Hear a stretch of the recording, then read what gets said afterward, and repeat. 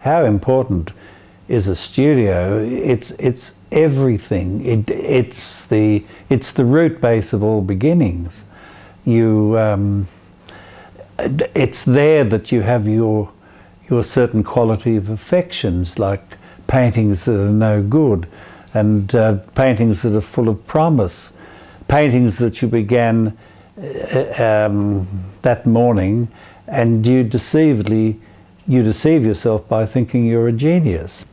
I have painted in odd places, but I find the studio builds up a kind of energy, and I usually light some incense and kind of do a few things to make it my space, and then yes, it's kind of charged with energy really after a while. Yeah.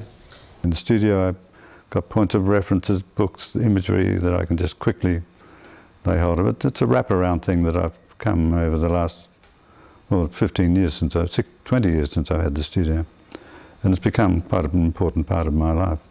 But I quite like the idea of the studio as being like a kind of, like a theatre, a little stage set for yourself to be an artist in. And I tend to make things in the studio. I make, over the years, off and on, I've made lots of sculptures in the studios, not so that they can become works to exhibit, but as part of this whole idea of working in and ornamenting and decorating and playing. It's like a little, I guess I'm very much like a just crawling child in a playpen in my studio. I like to arrange the things in the studio.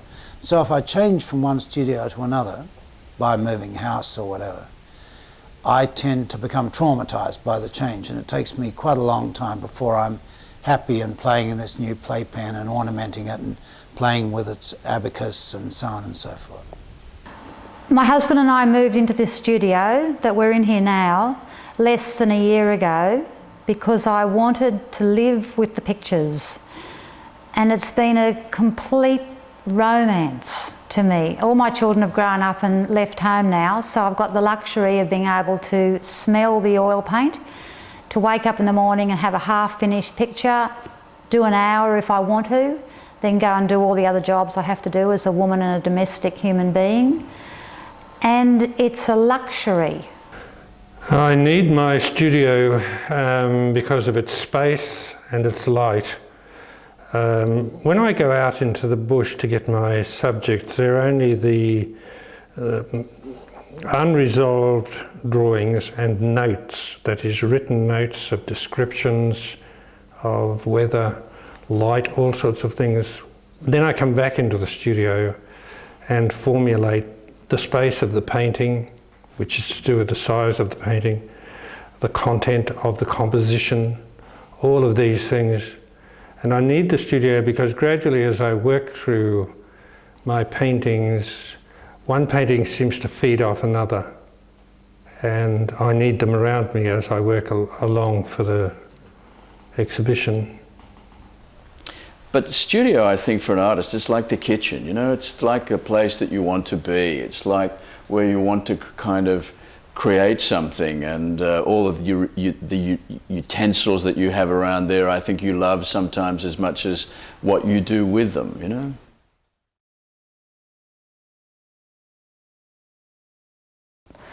The studio can be a stimulant in its own right, because if I haven't painted, if I have a stint where I haven't painted for you know, like a couple of months, if I have a bit of a downtime, and then I walk back into the studio, just the smell of the studio will bring on, like, oh, I feel like I want to get back in there. So if you open the door and you get that whiff of whatever it is, like terps, or, you know, it sounds like a bit of a drug, doesn't it? But you get that smell. I don't know if when you walk into a studio and you just sort of feel, you know, you can sense this, yeah, just the smell. I think it's just the smell really that gets you going. The studio I work in does influence the kind of work I do. I find that I had a larger studio earlier and the work was very expansive. This studio is kind of very confining, and I suppose the subject matter is it's become confining too as well. Most of the paintings are in this little room, I imagine, somewhere in the Cross or St Kilda or something. Yeah, that's my dream. That's my dream. I always dream about one day I have a big studio and then I could paint lots of paintings inside. And also I can ride bicycle inside as well. I can look at my painting, that sort of things. I'm pretty indulging myself then among my paintings, that sort of things. And yeah, I think especially in winter too, this studio, because it's quite messy, it's slightly got a melancholia that maybe creeps in, and I love that sort of stuff. I mean, I like depression quite a lot. Yeah. The studio itself is not enough. What does inspire me to work, which is an external thing, is music. I rarely, in fact never really paint without music, and I know that some artists need absolute silence, but I need to create a situation whereby I find the painting rather than impose myself upon it. Somehow or other I need to be in a certain sort of state of I wouldn't say lacking total consciousness, but there has to be a certain sort of mood or somewhere where you can go with your mind. Painting is not totally an intellectual act, and in fact, in many respects, I'm a little suspicious of work which is totally intellectual.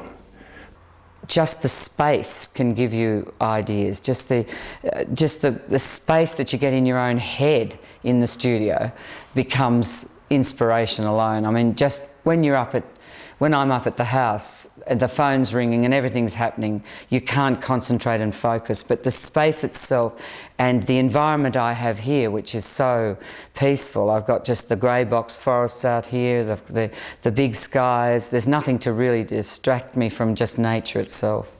It's a special place, really. Yeah. The studio has a sense of continuum, which carries with it a lot of my own imagery. The continuum of my own imagery.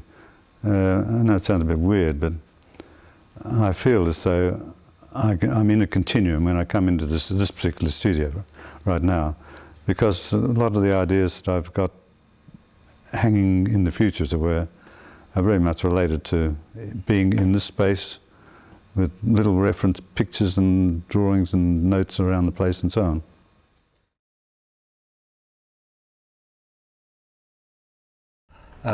I work every day, and because I live where I work, I find that I'm always in touch with what I'm doing. I think one of the values of living with it is that when things occur to me, I can immediately do something about it. And I'd like always to have unfinished works around, and if possible more than one, because you know, if I draw a blank with a work, I can perhaps switch my attention to another one. Since moving to this studio, which is not where I live, I find that I need to work for very long periods of time. I used to have a studio at home upstairs, and I could start quite late, work for a few hours, go down, put some washing on, go back up again, do a bit more painting. In other words, I could have it mixed in more with my own life, you know, the rest of my life. But here, it's not very far from where I live, it's 25 minutes walk, but it's still a little distance. So I try to arrive by about 9:30, it varies, and work till 6 or 7 at night. Yeah, I certainly don't work 9 to 5, and I don't go to the studio and just set up and work through, because I can't, because I work in such a way that I do get very physically tired, because I, you know, really throw it all around, throw myself around and forget to breathe, forget where I am and all that sort of stuff. You know, see, that's why I don't care about this. I mean, this is such a derelict studio, but it never really matters where I am, because it doesn't mean anything about, you know, the work. It's totally irrelevant to the work, because while I'm actually working, I could be, I don't even know where I am. I work every day, every night. It's definitely the glue that holds my life together. and it's great. It's fantastic when you find the glue. I don't go against that. I go with it, and it suits my purposes because, I figure that there's not a lot of time in a life, and there's a lot to get out. So it's definitely every day and every night. Quite hard to get me away, actually. I tend to start work at about 9 in the morning. I feel comfortable with that. Turn the radio on and start work. Probably try to eat lightly and finish at 4. By 4 I'm spent. There's not much more to be done. And as I get older, of course, fatigue sets in. And so it becomes a bit of a fruitless exercise. So to manage one's time and the amount of energy that one has, I think is absolutely important. But it doesn't get easier. I mean, the thing about painting, of course, is it's that old, well, it's a cliche to a degree, isn't it? The more you know, the less you know. In a funny sort of way, that's very true. It doesn't get easier. I find that painting actually needs, well, if you give it 7 days a week, it usually needs 9. If you give it 10 hours a day, it usually needs 12. It needs a lot longer than what that's one of the best things about painting is that the more involved you get with it, the longer it takes, the longer it needs. It's curious, and it's again one of the many paradoxes with painting, that when you begin, you don't tend to need so much time, though you have nothing. But as you have more material, as you get more involved with the painting, you need longer.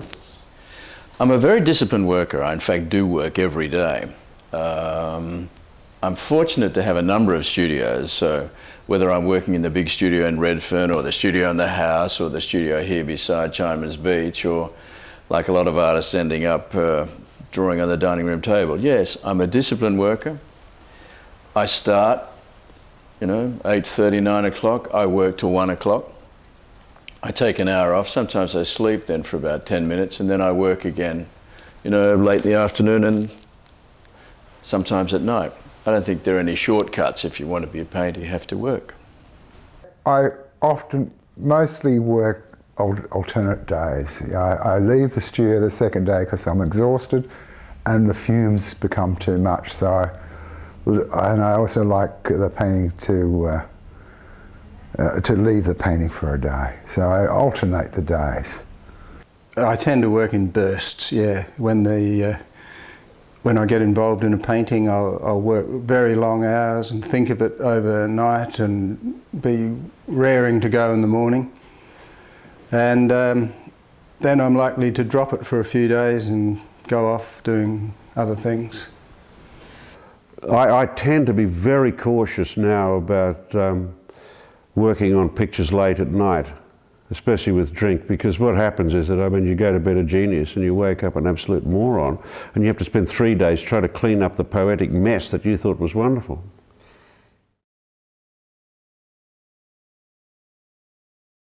I'll be in the studio by 10 o'clock, and then I'll finish 10 o'clock, 11 o'clock. That's about my limit these days.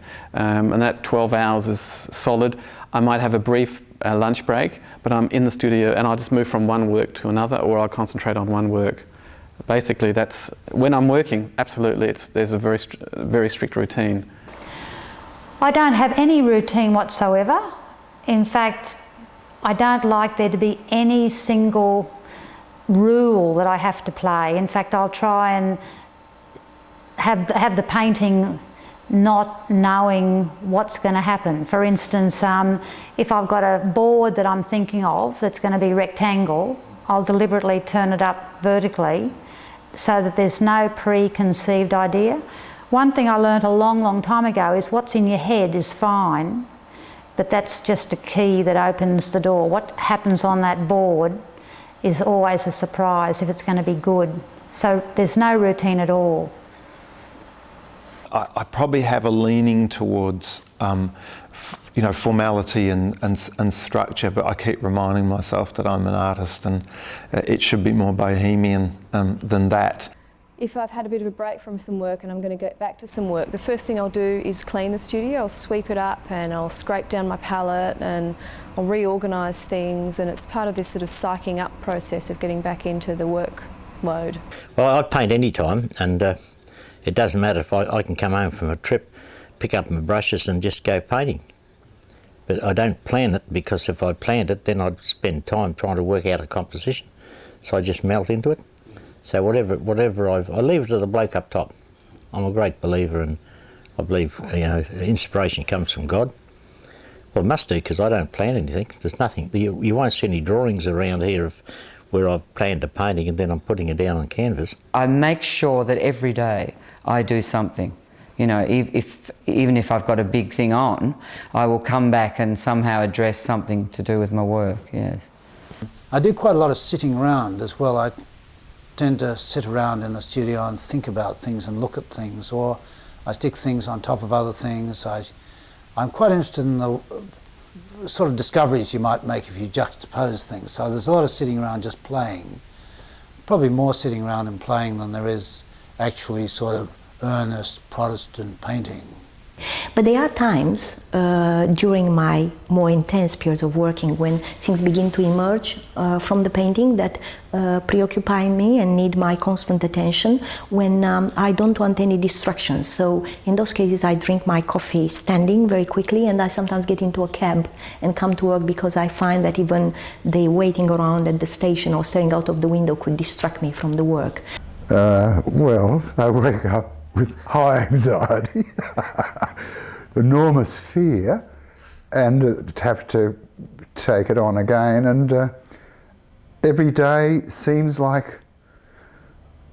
never seems like the day before. It seems like there's another few more balls to get into the air and to keep them in the air. But mostly I don't rush to the studio at dawn. I have a cup of coffee and have breakfast and wander around the block and buy a newspaper, and then by 11 I'm normally, 10:30, 11 I'm normally in the studio, sometimes 4:30, but mostly I get into the studio and I don't get going. I wander around the studio like a tiger, eyeballing things and hunting about for colours, and eventually once I strike a blow, once I put a piece of colour on, I decide there's some access into the painting, it's all go from then on.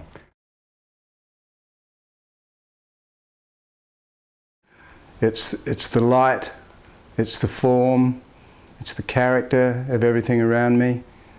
I love looking into faces, and bodies interest me, comparative anatomy, the anatomy of trees and plants, and colour, the atmosphere, the way it changes.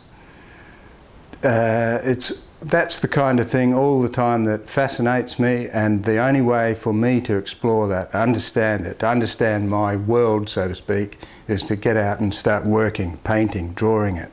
And that way it's more like I'm trying to explore and understand rather than complete a picture.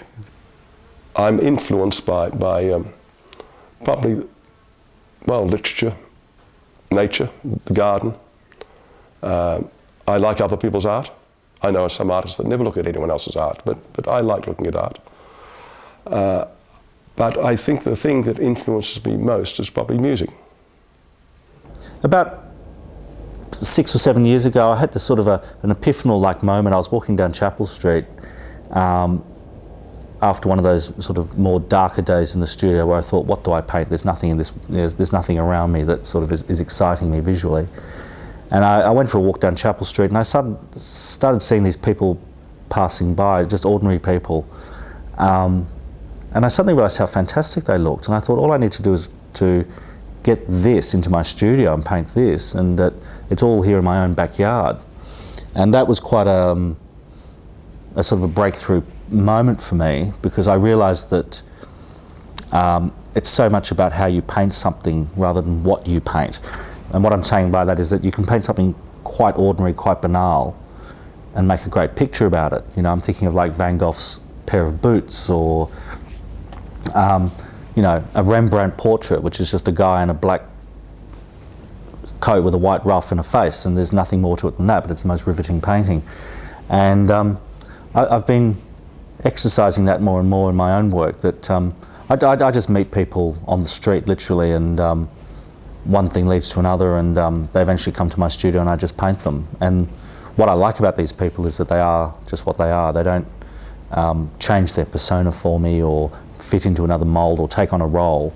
They just are what they are, and that's what the painting is. Around here, in a certain time of the year, they burn off. They're all pyromaniacs in Queensland. They light fires at the drop of a hat. And the air is filled with this beautiful bluey grey haze, and the smell is lovely too. But that bluey grey haze turns everything into a straight Pierrot landscape, and it goes on for a couple of months, so it's a very beautiful time to see it actually. But that set the code for the way I see the mountains out there. I very rarely paint green mountains or any other colour mountain. It's always the bluey haze and so on. When the cyclone was there, it knocked a lot of trees on the road, and that gives me an idea. So when I come back, start to work, I'll put that on a canvas, and yeah, and about what happened after the cyclone. The trees lying down. Yeah, all over the road, and a lot of big washaways.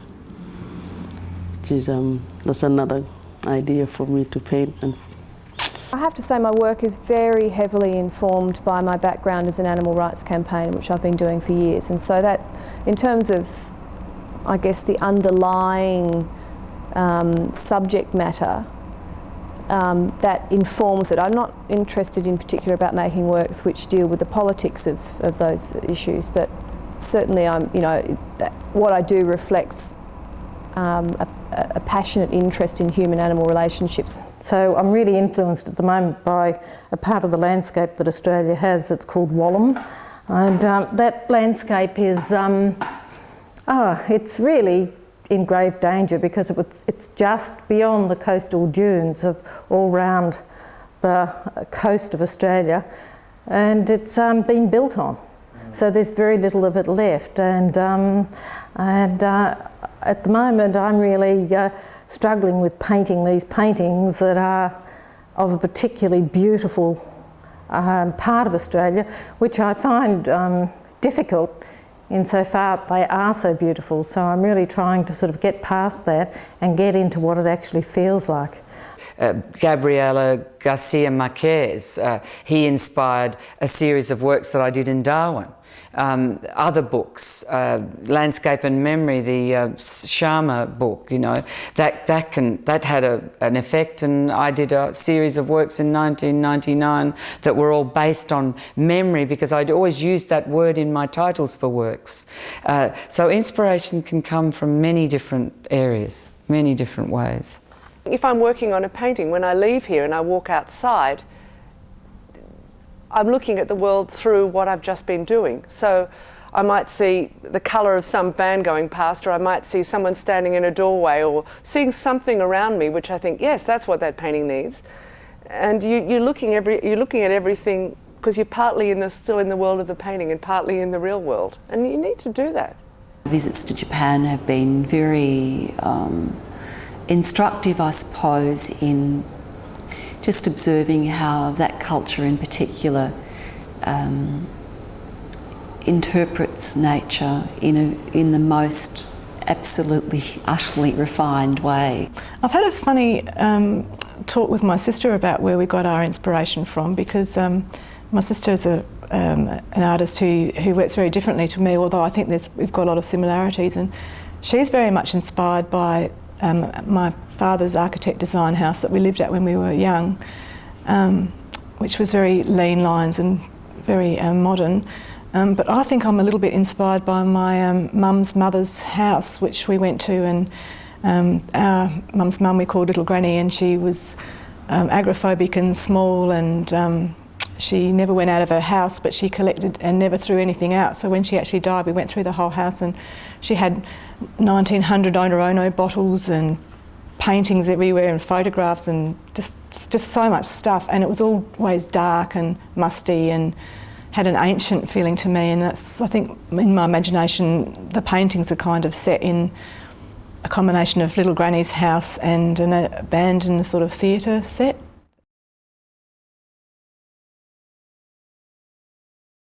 I love the blank canvas. I love putting the first marks on it. I love starting to do things to the big blank canvas. It's when I get to the the sort of the middle stages of the painting that I get in total confusion. But I love beginning, yes. I like the beginning. I'll reach a point where I just have to put paint on canvas to make something happen. And I'll go, the blank canvases, I'm always quick to start. I've got too many damn ideas at times, but I'll get to a point where a composition's nearly finished and I have to make a decision, and I have to just get up and paint the whole damn thing out, even just to make that next step. And to start, I always I have silence. I don't have anything. I don't have any music or anything. And I come into the studio and I get all my books out, or I get all my things out and I just spread them all over the floor. So I have advertisements or magazine pictures or photos I've taken, and I just have it all out. So it's a bit like looking into my subconscious, which is a bit scary. So there's just stuff everywhere, and then I'll sort of pick out ones, and then I'll move into it through there. Well, normally I go through a process of painting a picture. I'll start off with scribbles in a sketchbook. I have these large bound books that I call studio books, that I have all my little notes in and sketches and scribbles and whatnot. I even write out descriptions of pictures. It'll then go to a bigger drawing or a pen and ink work, a watercolour, and then perhaps an etching, and then a half-size study, and then the finished painting. So there's always something on the go all the time. And if I'm sort of stuck for something to do, I'll do a self-portrait, or do a plein air picture, or stretch a canvas to do something. Well, the main thing is to get rid of the white. My teacher, John Passmore, said to me, looking at one of my student canvases, and he said that whilst there was white, there was hope. The way I get started is I come in, I get a perfectly good piece of white paper, and I totally ruin it. When I'm starting a painting, I always prepare it with colour. Just throw colour onto it, just without any care or thought at all. Even it doesn't really matter what colour it is, but I just score it up and scratch around and throw acrylic paints around and just break that white, and then it's just a matter of using paint. Just getting the physical act of using paint, putting it out on the palette and then putting it around, and then using the drawing, because I go out into the landscape and draw and translate them to ink, and then bring the ink drawings to the studio and work from them. The best thing to do is drink. And they said to loosen up. I mean, I don't find a blank canvas too much of a problem, but a blank sheet of paper I find absolutely terrifying. And I'm capable of writing reasonably good prose. I mean, I wouldn't say any more about it than that, it'd be undignified. However, to be confronted with that page, I find that very, very difficult, in the sense that you will start one sentence and I will labour it to the point where there's no sentence there almost, But a canvas, no, if I'm confronted with a canvas, I usually know what I'm going to try and do with it. And I'm not bad at that. Now, the result's another question, of course.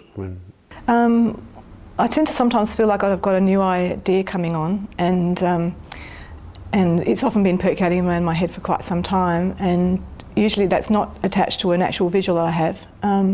So what I sit down is I've got a sheet of white paper and I draw what we call a thumbnail sketch when we teach, it's like a sort of an outline. And I find things start to emerge on that, and so that's my initial kind of sketch. But because I'm reliant on what I see, I can't do anything very realistically out of my head. People look like mushrooms when I just draw them straight out of my head. Then I either make props or I use models, and I clothe my models and do different things, and then from then I do a drawing. From then I also do colour studies, and then from the colour study quite often then I'll go to the painting. So I very rarely approach a blank canvas and just start madly painting on it. That's just not how I do things. So. Well, normally I calculate the shape and the size, which is actually pre-calculated because I've ordered the stretcher. I think, right, I want a 6x6, or I want a square and a half, or I want a certain vertical proportion or horizontal proportion. And the shape dictates the approach, and mostly it's a mathematical equation that I begin with to hang the structure on, the scaffolding on. In other words, I relate to the space beforehand. Once I've decided on a shape, then it tends to dictate how I divide that space mathematically.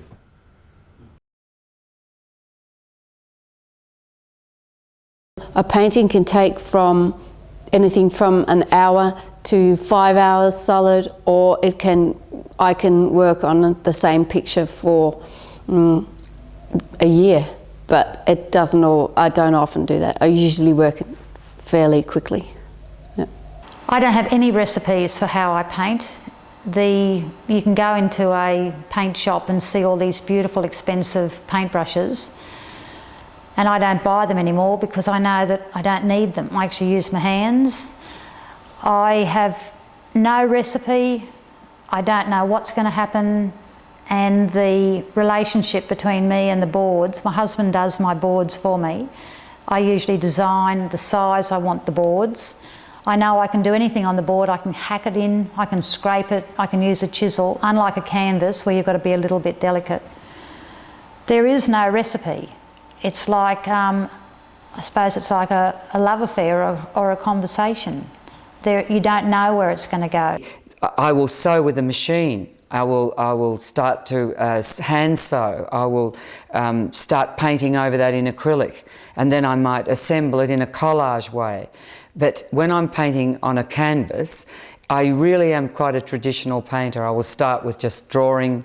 The drawing out can be drawn in pencil or in charcoal. I'll actually fix that drawing sometimes. At other times I will start just very spontaneously without any idea and just let the paint itself speak to me. So there's many processes I go through. It depends on the mood I'm in. I do what I call my splosh, and then I have been keeping it very aleatoric, random, by moving with these big sheets of paper through these burnt trees. And so this has been quite a discipline. Then after that, I move in details from where I am. And so that actually has, I think, with these, there is a definite sense of moving from the wilder and the more gestural down to the more specific. So there's hope for me yet. If it's a painting like the one just behind me here, which is a single figure, I'll just work straight on the canvas. I'll decide who I want to paint in my model, and they turn up, and I basically sort of spend 5 minutes of saying, oh look, just try standing there, the light's good, and I just go straight onto the canvas. And I start with a very sort of thin washy paint, and I draw directly onto the canvas. I don't do any kind of charcoal or line drawing initially. The whole thing is actually quite vague and amorphous for the first hour or so of painting, as I'm moving forms and shapes and lumps of tone around. With a bigger picture that might involve more figures and more compositional forethought, I tend to do drawings and studies. And I'm currently about to attack a very large canvas in the next few weeks, and for the last month I've been doing nothing but drawings of single figures and studies and bringing together all the things that are going on in my mind, but how I think this image is going to work, and doing it in the drawings, and then they will then be tools to transfer it onto the larger canvas. The average painting starts obviously on the computer in terms of working out the composition. I still use rather quaint old things like golden means and things, and I put those on the computer, on the image. And I work the image up in that way until I get something remotely, or fairly, not remotely, fairly accurately like I would like it. I then square it up on a big canvas. The process is this, it's always been this. I ink the drawing in on the big canvas. I then work with burnt umber, scraping and scratching and wiping and so on, and get the whole underpainting of the picture in one go on the canvas. And when they're thoroughly dry, I get to work with glazes and scumbling thin colour, wiping it with my hand often, just putting on so I can get the right degree of transparency and so on.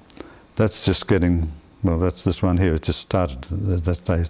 Then you get the finer brushes and detail, and you start building up the detail and so on. I generally work flat down, and so the painting is horizontal because I use liquid water paints, acrylics, as a base.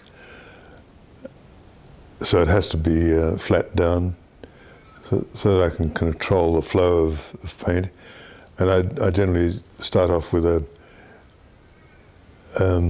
bucket of the colour that I'm using, like yellow ochre or, say, ferric oxide, and mixed with glue, natural pigments, which I gather from my travels. I've got a bucket full of Pilbara sand there, which is a beautiful Indian red colour, and I mix it with some PVA glue or bondcrete, and then that forms a nice sort of quick drying surface that I can then do the details on. I use encaustic and heat it up and then pour it on. That takes about a month to harden or dry. I usually get at it long before I should. And that allows me to dig holes. I work down rather than build up. Those holes or the lines are there to hold eventually the pigment. And it's labor intensive, not so much the hole making itself, but until I get to the point where it has a reason to live. And all the experiments and all the mistakes are all on the board, so the history of the work is imbricated within the whole thing. And then once I sort of get going, I'll draw it up, but I always like to find where the centre of the canvas is.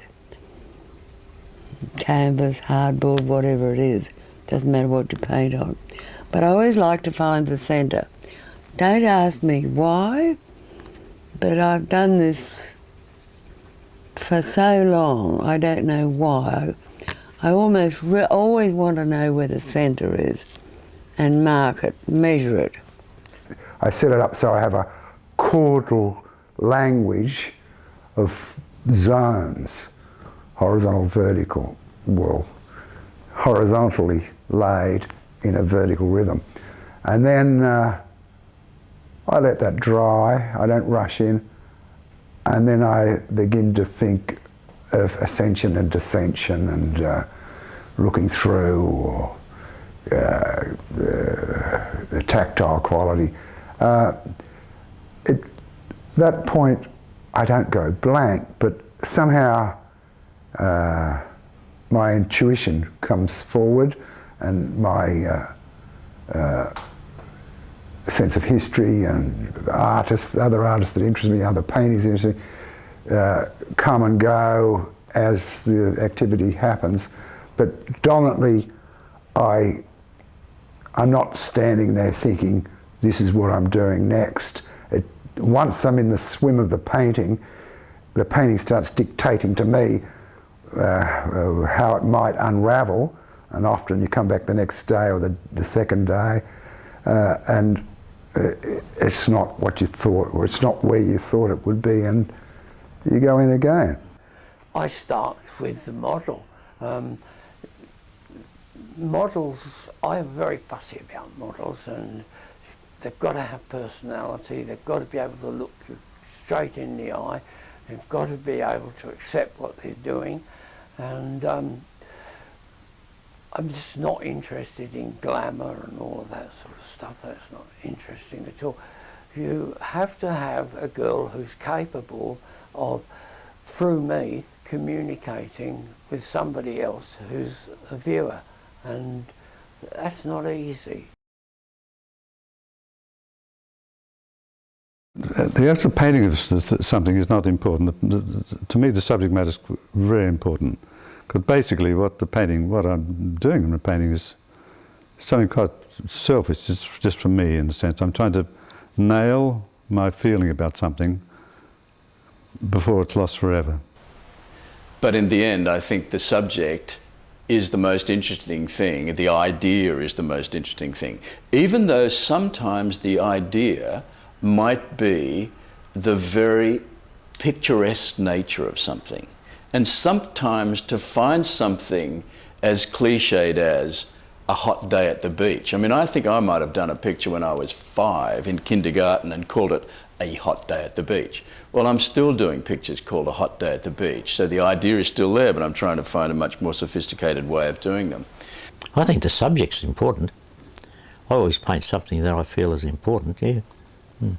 Well, technique's very important too, but then again, there is times when I've painted a picture just to exhibit a technique, but doesn't sound fair dinkum, but it usually works out all right, you know, because I'm trying to expose this new technique, and I'll use any subject to do it, and that changes as you're painting on it. It'll develop into something else. It doesn't matter. It still works out all right. I never have any flops. I'm lucky. I think the process of painting is more important than the subject matter. One of the things I used to really struggle with as a figurative painter was, you know, what do I paint? And particularly when I came out of art school, I felt this tremendous pressure that everything I painted had to mean something, and had to, you know, that the narrative or the symbology in the picture had to be sort of, you know, portentous and meaningful, and basically that's not me. I mean, I'm the kind of painter who would rather just, I can just sort of paint the way the light is hitting a thigh and the volume of that thigh. I find that the riveting thing about painting. But in the end, the subject matter doesn't matter that much. You know, the more you realise that if you just rely on subject matter alone, you can make a sort of an interesting subject matter, but you might be doing shit-house paintings, you know. And the thing is, in the end, what it is, the subject matter becomes less important to the actual way that you make a picture, you know.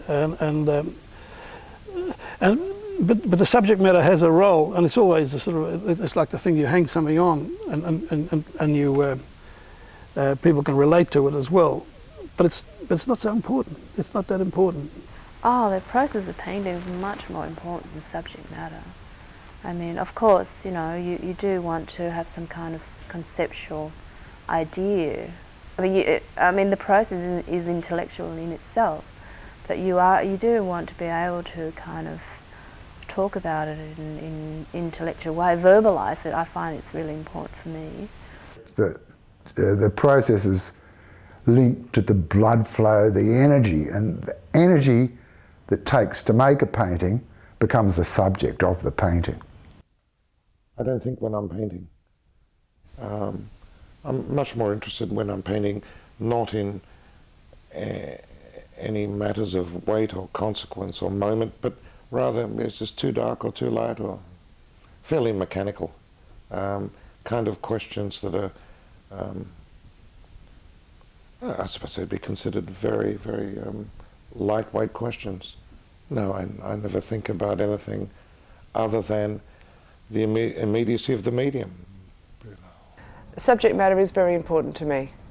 Some people, they don't care that much. They want to use something just as a starting point. It doesn't matter whether you can tell what it is or where it came from or what. It's just about formal things with paint.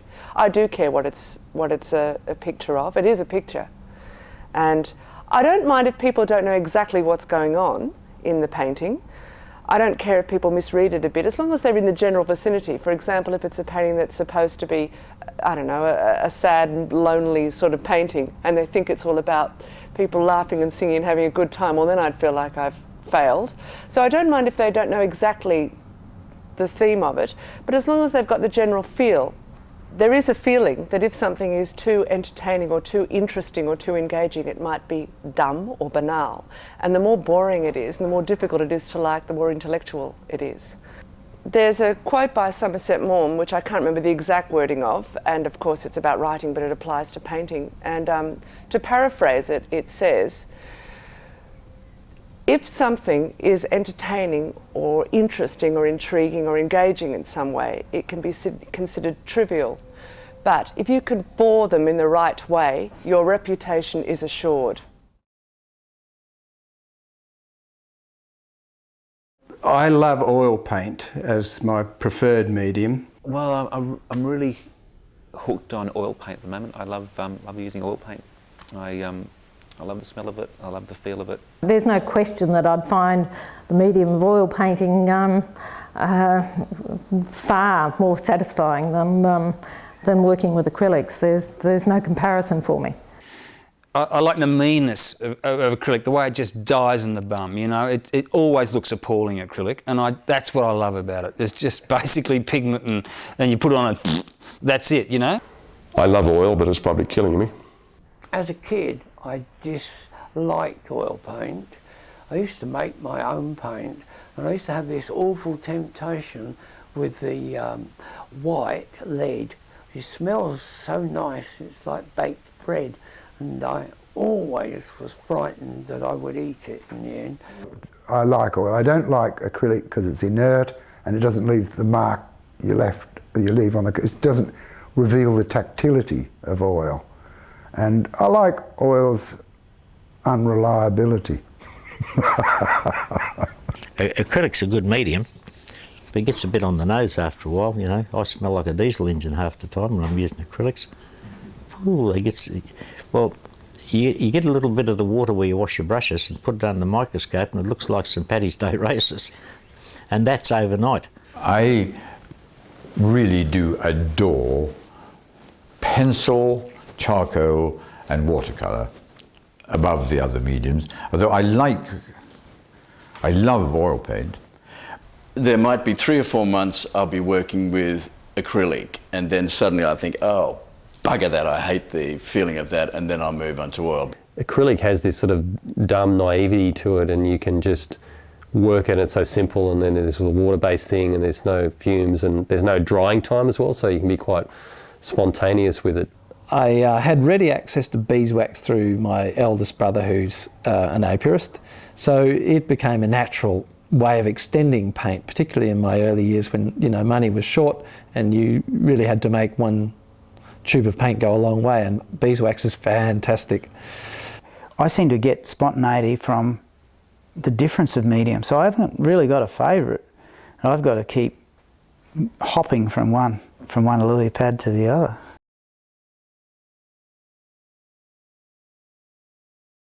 Well, sometimes you'll do a painting and then you'll think, oh, that'll make a good etching, and perhaps the etching will be the main thing you keep. You destroy the painting. Or you'll do a drawing and it'll be the best thing of all the things you do, the painting, the etching, the whatever. I tend to explore other mediums with my characters. I do a lot of work with embroidery. I do a lot of work with laser, with plywood and cutouts, and it's really nice for me to see how these characters can be reinvented, where they can play. The whole process of going into the film is almost the chattering in your mind as you're in the easel. You start to you brainstorm and you conceptualise your characters and where they can move. A small two-dimensional sketch could trigger a massive three-dimensional object, and vice versa. And a lot of what I play with is very much about those exchanges. I move from one material to another material, or form, from painting to sculpture, to prints and so on.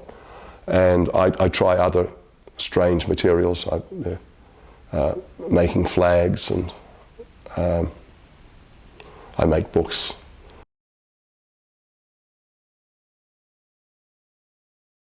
I don't know how artists today work without having a knowledge of drawing. I just think it's the basis for everything. It's where everything begins. A lot of drawing I do outside in the landscape. I've got endless sketchbooks and diaries. I have to draw all the time. And it's through the drawing that the ideas come forward, and that, you know, and I think you can really tell an artist who's had some drawing ability, and you can certainly tell the ones who haven't, you know. Drawing really initially is the bones, isn't it, of a painting. Drawing, in a sense, is like an archive of the thinking, rather than drawing to make art per se. Yeah, it's much more about noting things down. Yeah. You would be surprised. I've got enough drawings from a model. If you could pulp them and turn them into bricks, you could build a 2-bedroom home out of them. So they go nowhere. They're just things in themselves. So yeah, I do a fair bit of preliminary drawing. I wouldn't just start a canvas not knowing what was going to happen. Although maybe I should. I feel such a joy with paint that I really I just go straight to the finished painting with hardly a sketch. I'm scrubbing out a lot more paintings than I did now 10 years ago, and going back to the drawing and starting again. I'm much better, I think, at editing than I was at the start, but I guess that's just a process that everybody goes through. There's nothing that you can't do in drawing that you can do in painting.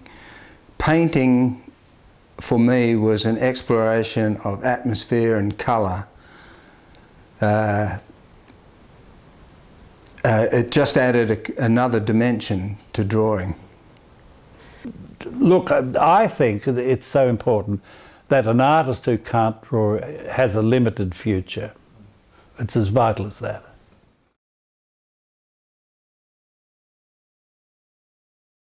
The spontaneous leads to the unexpected, which is what one's always hoping for. Yeah, I'm a pretty spontaneous painter, I think. And if the painting is boring me or not interested in me, then I'll try and eliminate that element as much as I possibly can. And then I'll have it hanging around the studio, and then I think that's the revision part, where I'll just keep on just looking at it, and if it clicks after a while, then that's good.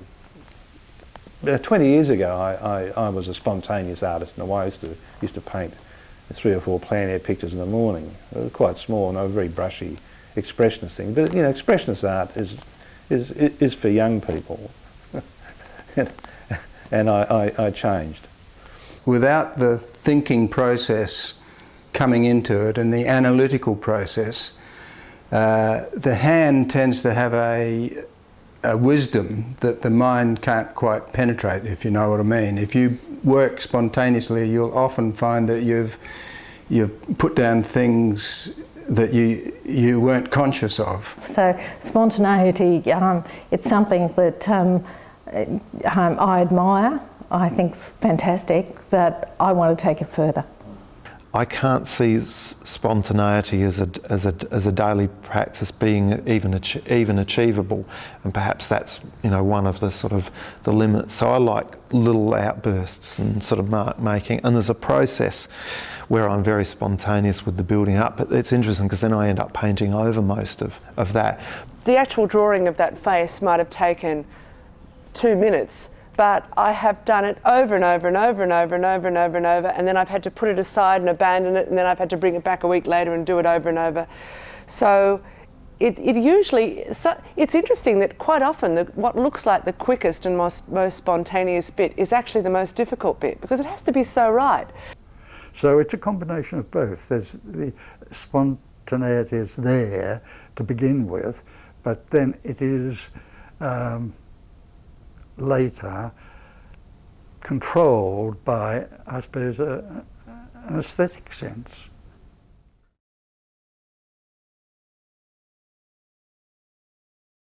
Oh, destroy works, yeah. Which my husband can't stand, because I come in there and I'll go, I can't stand that painting. I feel like I just need to get a knife and just slash it. I have slashed a couple of paintings, but they're not like I control myself now. But so now what I do is actually just paint over the canvas So you'll probably, you know, you used to come, they'll probably be X-rayed and there's probably 3 images underneath them. So I do paint over the works, yeah, definitely, yeah. I rework pictures sometimes, you know, 10, 12-year-old pictures, work over the top of them, change them, alter them around, which I enjoy doing. And I probably destroy, say out of a year's work, at least a third of it would probably be destroyed. But that was just like a decision I made that, you know, now that I'm getting older, you're in the hands of the curators if you die, and they come into your studio and everything's there. And you'll get some weird curator with some weird bent who'll put up a show that is his idea of what your art's about. And I thought, fuck that. You know, I just thought, no one's getting their hands on these hokey things. And so I destroyed them. I destroy a lot of works. I've had several bonfires. We were living in some mountains on the Victorian New South Wales border, and we had the most spectacular bonfire one night where I burnt my life's work with there was no sense of elation or of depression or anything. It was just nice to see the sparks going up. I tend to think that artists all have too much work. Things get sort of destroyed. Sometimes you paint over something. You think you can sort of do it better, you scrape it off, you paint over something, except that you only realise you only clogged the whole damn thing up and it gets worse, you know, it gets worse and worse. You think you can rescue it sometimes. In the end, in desperation, you put your foot through it, you know. I find that I have to destroy them because the canvas becomes cloyed. And not only does the canvas become cloyed, but one's memory of the damn canvas becomes cloyed, and you see it as a sort of an insult. I don't often rework a picture and try and, you know, I think if a picture should work, you know, with a certain fluidity over a few times. I mean, you know, you come back to them and come back to them, but you know, once you know that you're sort of, you know, it's like when you fall over. When you're physically falling over, you know you're going to go. There's nothing you can do about it, and you just go. You're just going to have to say, well, here I go. You know, so you know you've lost it. The picture's gone. I destroy quite a lot, much to some people's chagrin, and I work over things. Things come back from shows, and I look at them and think, oh, I can go further with that, or I really want to change that, and so, you know, I get back to work on them. Yeah, I just love destroying things. I mean, that's how I really started painting, by destroying something and trying to save it. And then again, yeah, and I love the random marks that are underneath, peeping through, and they're totally unrelated to what's going on top, but they still give it some endeavour and they give it some interest. And yeah, yes, I love working over my paintings. And the other day I was in Melbourne painting a portrait at a big institution, and there was one of my earlier portraits there, and I was in this room all by myself working out my composition. The sitter hadn't arrived. There was one of my paintings there that I'd done about 15 years earlier, and I'd looked at it, of course, and then I you know, during the breaks and things, I'd stop and look at it, and I thought, that background is just too green. So one day I just got out my paints, I rubbed off the varnish with terps, and I repainted the background. And nobody at the institution would have noticed the difference, but I'm very happy that I had that opportunity.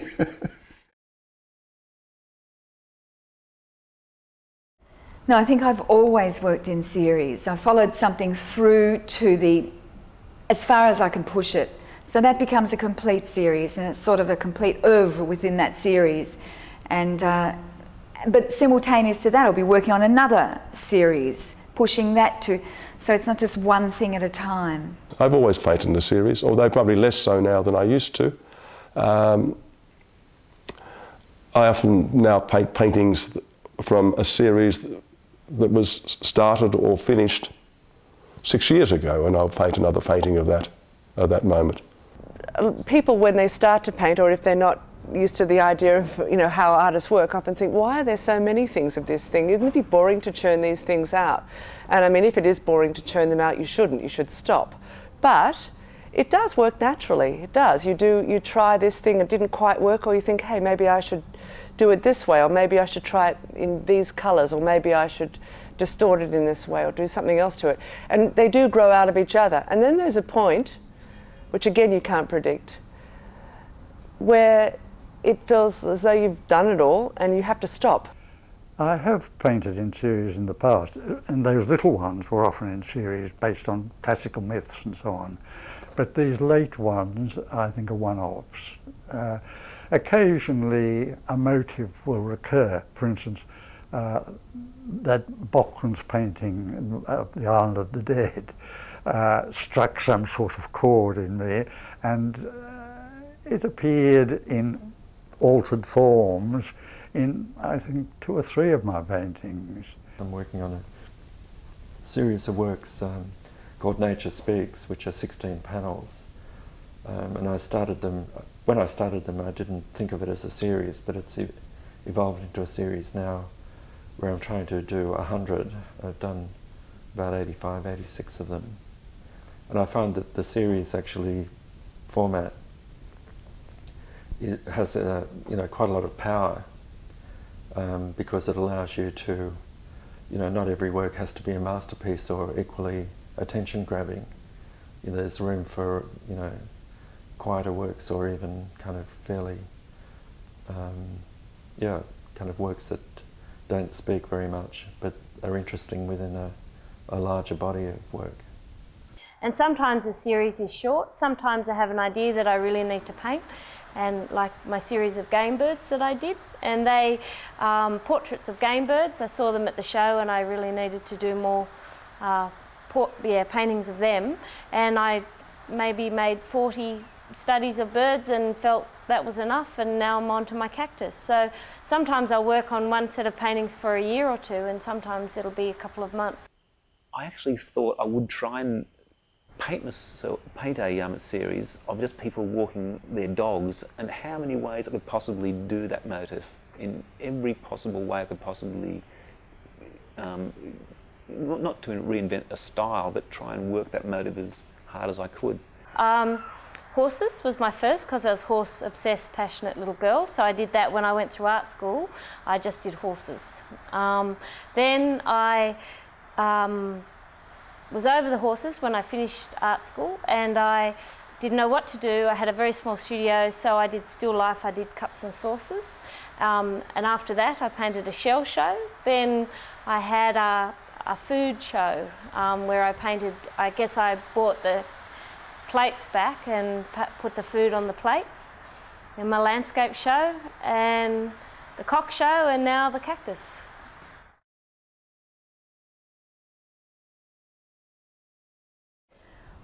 I am working a lot on commissions now, and contrary to how people view commissions, they think that it freezes up the artist.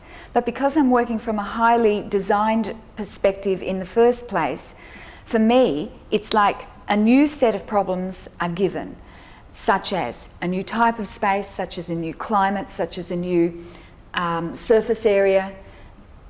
When I say surface area, I mean textual surface area. Those unexpected things that come from a particular commission force you to think in a different way. I've been asked many times if I would do a commission for a portrait, and I've always said no. I never take on commissions.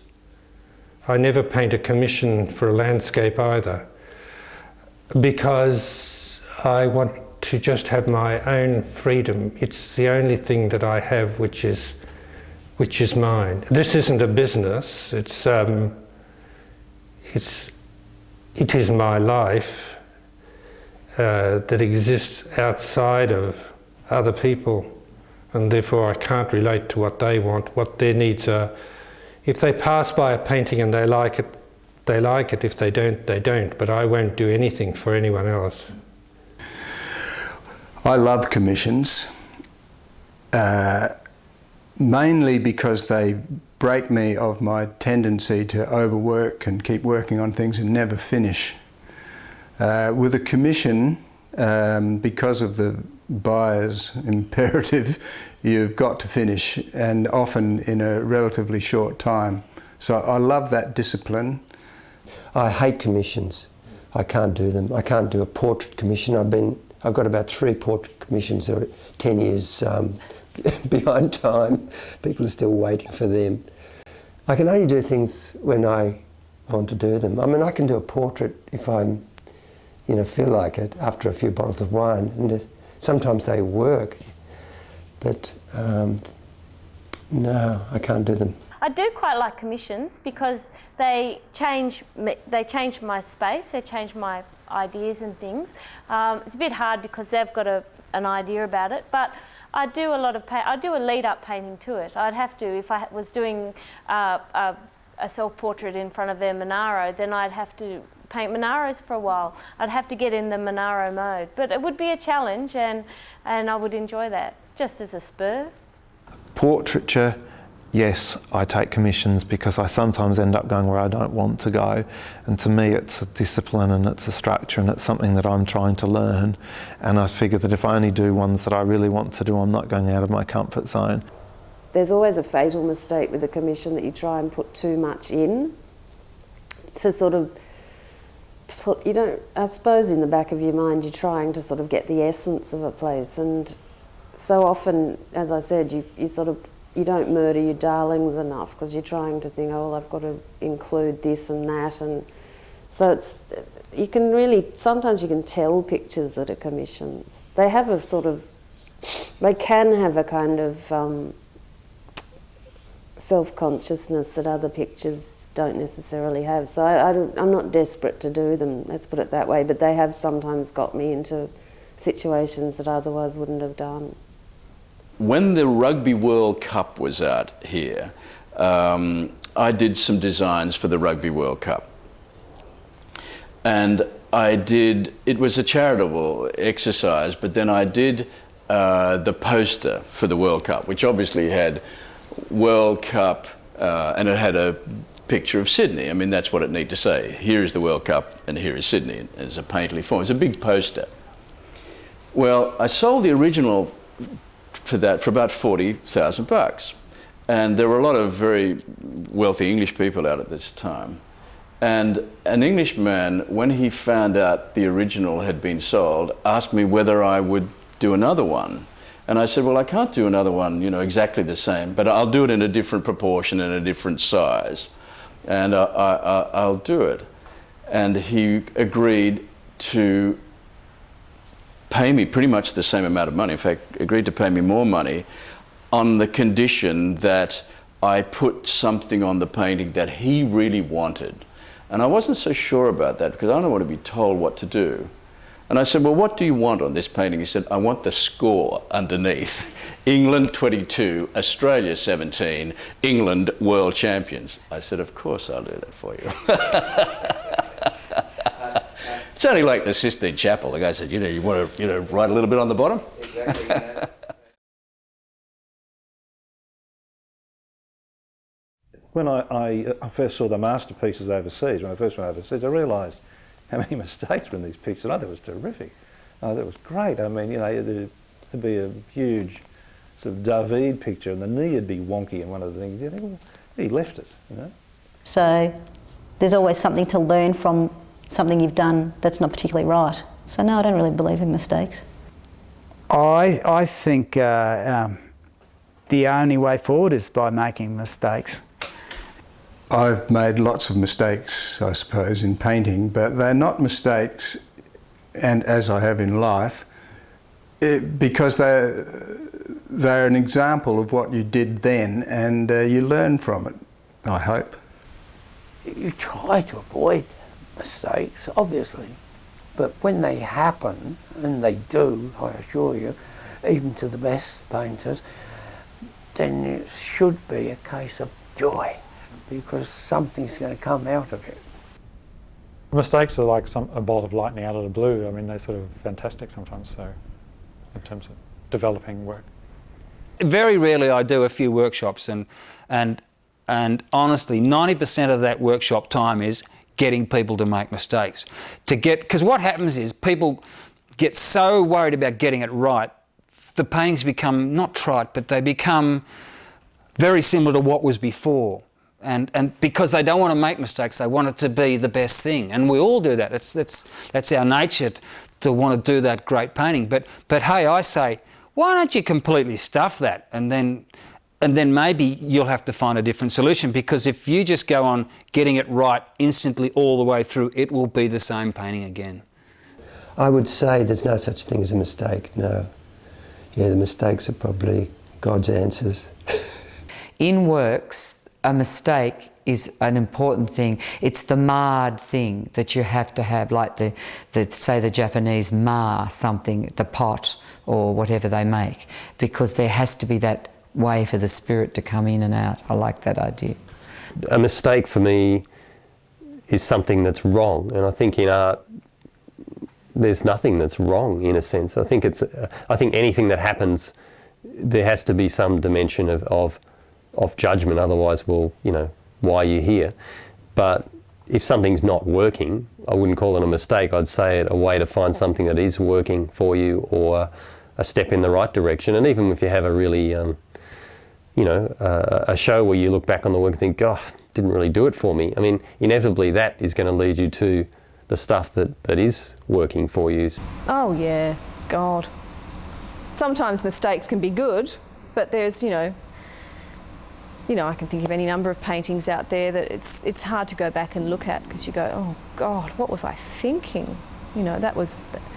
You look at things and you go, that was really either, you know, just an element of it where you think that was a really unresolved, not very good bit of painting there, or a whole work where you think, no, maybe that one shouldn't have seen the light of day. But you've got to live with those mistakes. I think, I mean, we're all human. I'd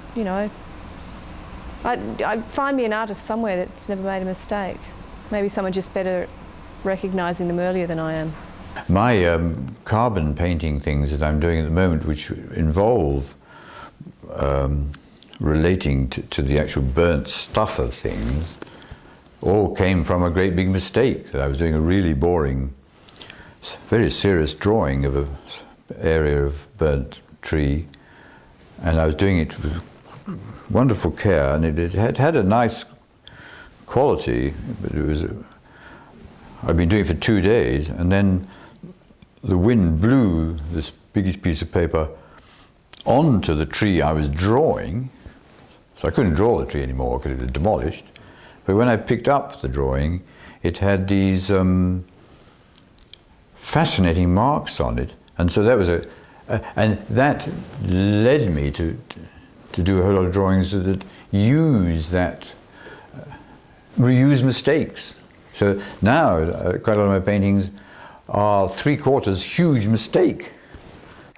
I think the biggest mistake as an artist is letting your work go out of the studio too quickly. There you go. I think it's repeated time and time again, and I'm guilty of it all the time. And in fact, the other day I had a painting up at museum, up at New England Regional Art Museum in a show, and I saw it and I went, oh. And I couldn't wait to get it back, and I reworked it. I'll show it to you later, and it's a much better painting. The biggest mistake I've ever made is trying to paint pictures which I think are going to impress an audience, and they've invariably been the worst pictures I've ever painted.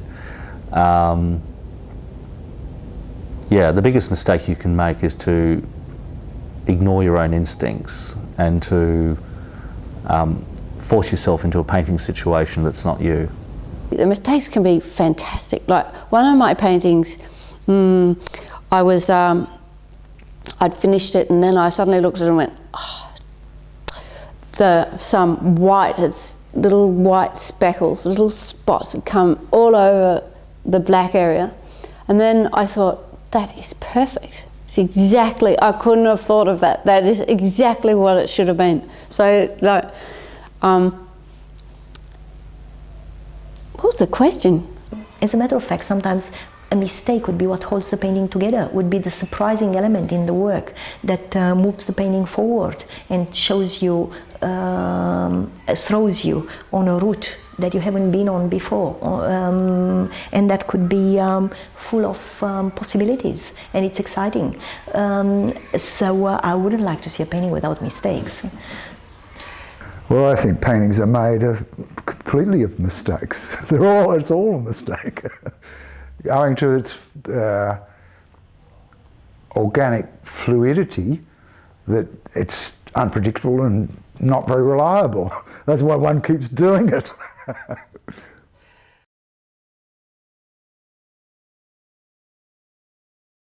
I get painter's block every morning when I walk into the studio. So it's constant, so it doesn't worry me. There's, you know, I think painter's block's really important. I mean, I'd hate to have to think I've creating works that will change the world every second of the day. I mean, every now and again, I sometimes end up somewhere a little bit exciting for me. I mean, I'm generally not unpleased, but if I was pleased about what I did, I probably wouldn't do another one. Artist block is something that you suffer from time to time, yes, quite a lot actually. Gets worse at times. Then I like to go out to the racetrack or the footy ground or something like that, and I try to avoid things. Then you kind of, have a blue with your wife, or you get cranky with your kids. You do all those sort of things, and then actually, you somehow when it finally ends, and you sort of back up against the wall, you feel really good. Things are okay. Life's good again. And you're pleasant. You're a pleasant fella again.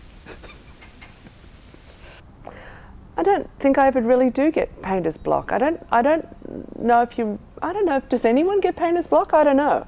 I mean, I don't think so, no. I mean, I do, sometimes I feel very disillusioned with what I'm doing, and I feel like I don't know how to paint, and it feels all pretty bad, and I've had to wipe off or scrape off a whole lot of paintings that I've done. But I don't think I have ever felt that I don't know what to do. I've always done something. I've always been drawing and painting, and I've never ever really stopped. Even if I've been travelling or I've been somewhere where I can't work on a large scale or maybe paint in oils, I've been drawing. There's always something. Oh yes. A lot of time actually I'll sit in front of my canvas, even some already half painted, I still can't do anything. I've just spent the whole day just sitting there, but nothing come up. So I just listen to the music and then watch my painting and just stare at my canvas for a whole day and do nothing. I don't consider it necessary to paint every day, and if I don't paint for sometimes a month, it never worries me because I'll be thinking or reading or walking or doing other things or having a love affair or that kind of thing. So I've never suffered from artist block. It wouldn't worry me if I never painted again, I don't think, because that means that I'd be doing something more interesting. I do get painter's block. I get painter's block, not a lot, but there are, usually if you're painting an exhibition and it's taken you 2 years to paint an exhibition, the painter's block usually comes after the exhibition. So you have the bit of the downer after, because you've got this climax to the show, and then you have this anti-climax, and then you think, oh, that was all a bit sort of, so what? I think artist block often happens because you're jaded, and you've been too busy, you've done too many shows, there's too much demand on you, you start painting for a market, and I think it's time to leave it alone for a bit. I think you've got to know when it's time to travel and look at other people's work. And I think there's a time to become very insular and concentrate on your own work. And I don't go to shows when that is happening for me. Like now, I'm just 2 weeks away from a show, and I'm not really interested in seeing anybody else's work. But after this, I'll spend a month reading. A lot of my ideas come from literature and not necessarily looking at art magazines. It's novels, biographies, and something. You just have to give yourself time. I call it impasse, and of course, every painting except for 2 paintings, I've had block at some point. Like, of course, you get excited and you go too far with an area, and you have to pull back. And of course, but the harder I work and the more often I work, the less I get painter's block. But if I start to get to self-satisfied with my work, painter's block comes in. Yeah, sometimes you can, to get painter's block, rid of painter's block, you just go out and have a party, you know, we have these really good nights in town with friends who, Iggy plays guitar and I've got a friend who plays cello and other friends who sing, so we have these good nights where you go out and stay up sometimes till 3 or 4 in the morning trying to just, that's good for painter's block because you sort of come through the other end feeling, you know, sometimes a bit shattered, but you sort of, it seems to clear away the cobwebs, that sort of thing. I get painter's block and I just don't know what to do. And I go to the post office and walk around the streets and clean brushes and sweep the floor and make a nuisance of myself until I finally have to do something. And you know, stop being self-indulgent. I'm a great procrastinator, so I can put off. But when I'm in, you know, if I start, I know I'll be okay. I just have to start. But sometimes that block of, because it's, it's demanding to keep the excitement going. It's demanding, yes. Sometimes, to be perfectly honest, you actually just get a bit tired of being in the studio. I mean, I had an episode of this recently and I just thought, I think I need to be out of the studio for a little while and perhaps do something in the garden or just, you know, get in the car and go for a long drive or look, you know, because the studio is right in the middle of the city now, so just look at sky or, you know, be in a position where you can do that. Yes, I've had painter's block numerous occasions. I came back from a residency down in Hill End and I'd worked for quite a long time down there and worked using watercolours, and my whole idea was that I'd translate that information back into paintings back in the studio. Well, I came back and had a crack at it and somehow I wasn't close enough to the whole place to allow that to happen, so I went back again and I spent some more time down there thinking that I'd be able to get past that problem that I was having. I was really transfixed by the place. I found it really quite wondrous. The whole idea of gold was quite magical to me because my whole family had a history in the process of gold mining in Australia, so I was very committed to that. But again, coming back, I spent another 12 months working on paintings, and I've probably got 40 paintings put aside that I've just put aside. So they're aside and I'll come back to them at some stage. I won't let them go, I'll go back to it again, but at the moment that's not happening. So I've moved on. Well, there was a period of time when I knew nothing else but painter's block, and I think that's not necessary. I think that's not necessarily a bad thing.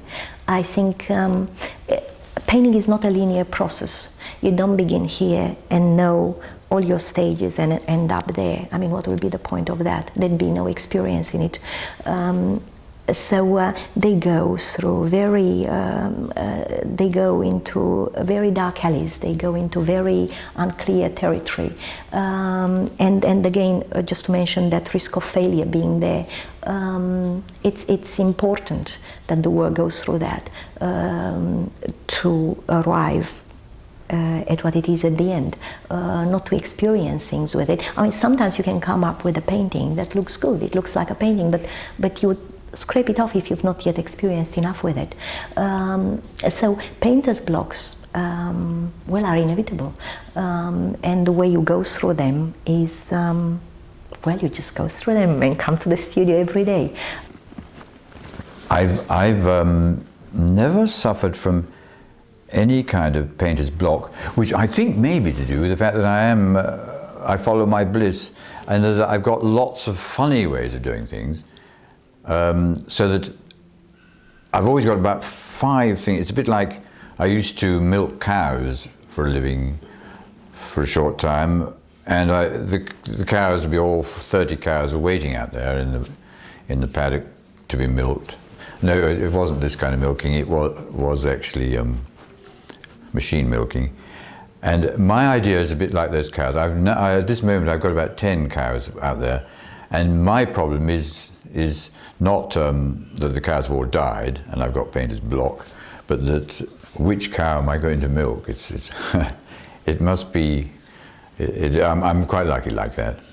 I think part of the block business for someone of my generation anyway is to do with that life experience and also art experience. I think that the more, in a way, the more you know as an artist, the more you've seen, the harder I find, the harder it gets to actually feel that you can tack what you're doing on to that huge and endless depth of human knowledge. I don't think there is a thing for me as a painter's block. I think it's just a matter of, I suppose it's a bit like surfing, not that I'm a surfer, but using the metaphor of a surfboard.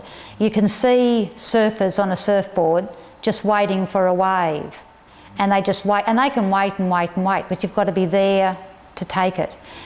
Interestingly enough, this studio has inspired me because of what I am living in. I'm living in a rural area, and it's been the most incredible feeling of wanting to paint where I am.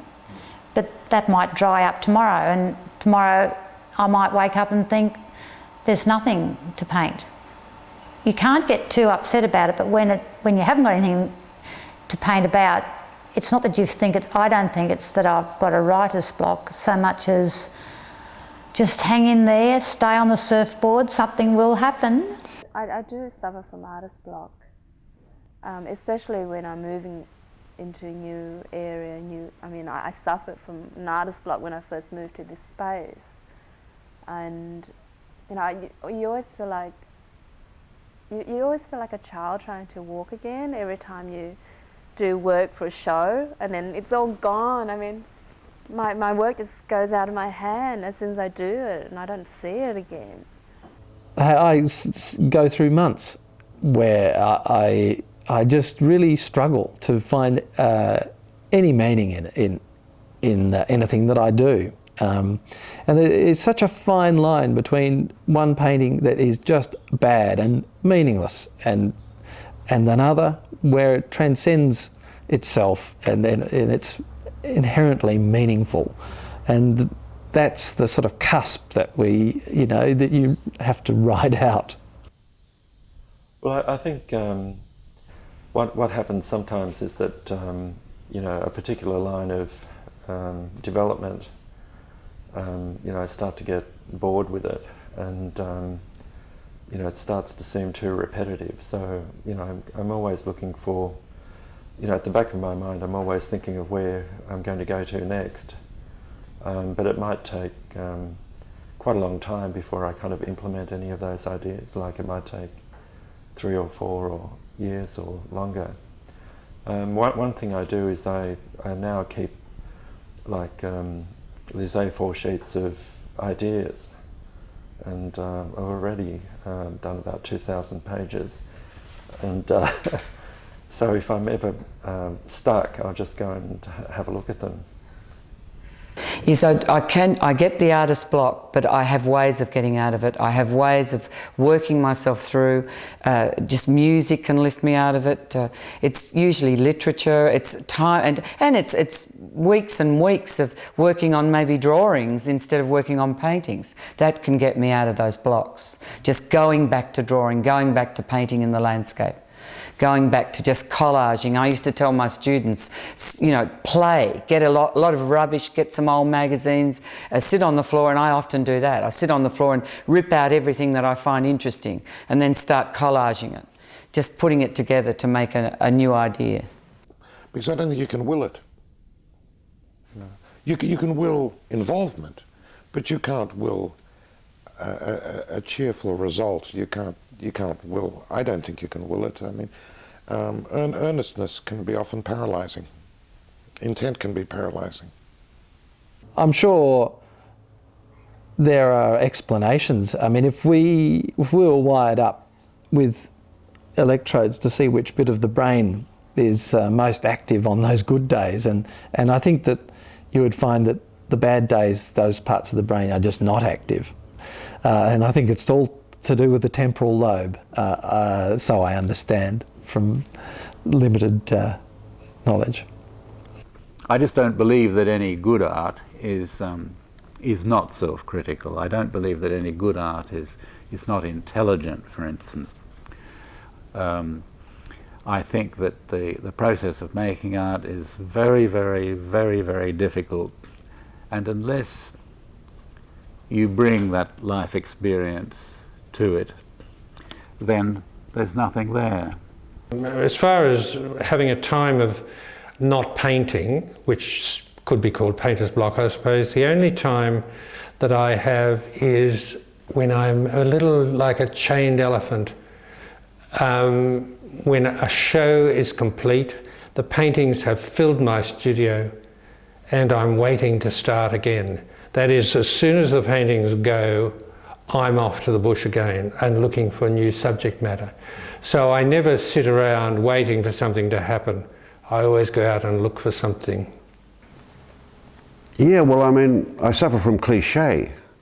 And of course I suffer from artist block. I mean, but whether you're talking about, is that a good thing or a bad thing? You see, I think sometimes that, and I believe that sort of fatigue is a drug. And quite often what's referred to as artist block, or it could be businessman's block. I mean, what it is, it's an inability to think creatively with pleasure. And so you run out of it, you run out of steam. Mostly it's got to do with fatigue. I mean, as Harry Truman said, go on fishing. Sometimes the best thing you can do is that, in my opinion. Leave it. Leave it. I mean, if the mind is a muscle, leave that part of it alone. Go and play.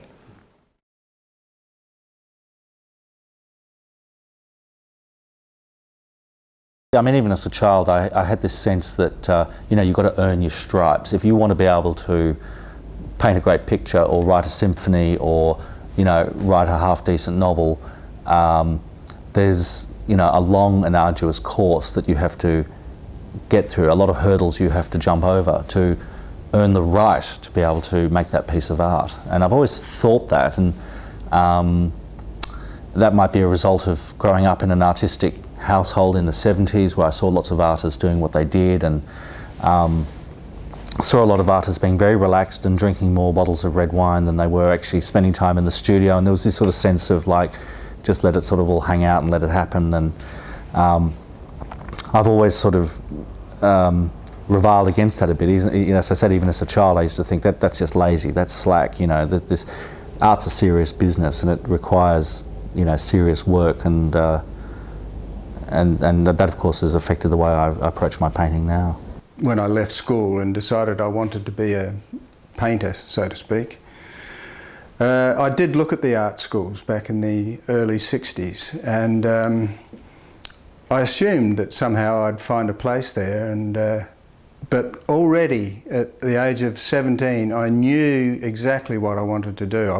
It wasn't exactly, but I wanted to paint life around me, nature. I wanted to study it, I wanted to represent it in black and white or in paint. And I was profoundly disappointed. The art schools were doing nothing that interested me, with a few exceptions. I did join a life class because I'd never even painted from the nude before. But I soon realised by the time I was 17 or 18 that the way to go was to study myself. I knew that by staying home one night, I was working during the day, I could learn more than the art school could teach me in years by looking at books, by studying anatomy, by studying light, physics of light, it fascinated me. Studying form, perspective. I'd spend hours working through all those aspects of representational art, which to me wasn't even art, it was more about studying nature, studying my visual world. And that's what has stood me in good stead ever since, and I continue that process now. And when kids come to me and ask about art school and stuff, I try to get them to take control of their own education rather than go to the schools.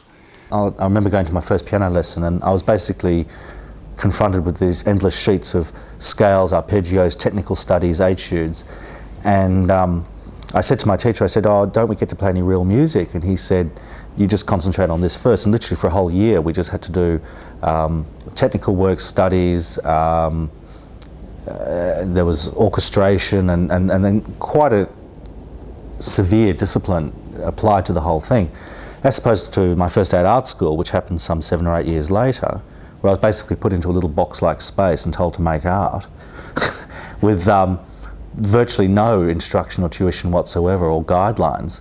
It was such a stark contrast, but I've always been very grateful that I did the music course first, and that helped, that informed the way that I was going to approach my painting.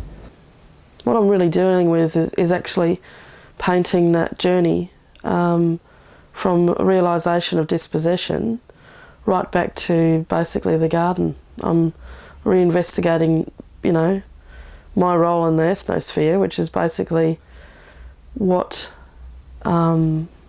country I was told about in oral history, and getting back there. But while I'm doing it, I'm trying to paint the people, the places and the feelings as it's happening. When people say, well, look, some of your work is very popular, I always take it as a compliment. I would say, well, thank you very much. And if some people would say, but, isn't it a bit decorative? Well, yes, it certainly is, and some of it sets out to be that. It used to worry me more in the past, I guess. It doesn't worry me so much now. But the concept that somehow that art is only good if it's impossible to understand, or if it's somehow the prerogative of a very narrow group to involve themselves in that, always strikes me as being slightly strange, in the sense that if you love art, and I do believe in the time in which we live, when television is so powerful, that the role of art, I think, or certainly for me, is about beauty, is about the joy of living, is about the great love of colour, and especially, the great luck, I think, of living in this particular country. You can't compete, or I don't think that you can compete with the terror that you see in instant photography of what's happening in various parts of the world. And so I think sometimes artists are disappointed when they find that their art that they put out to shock isn't in fact shocking. And I would think that one of the most avant-garde things that you could be doing at the moment is trying to make beautiful things.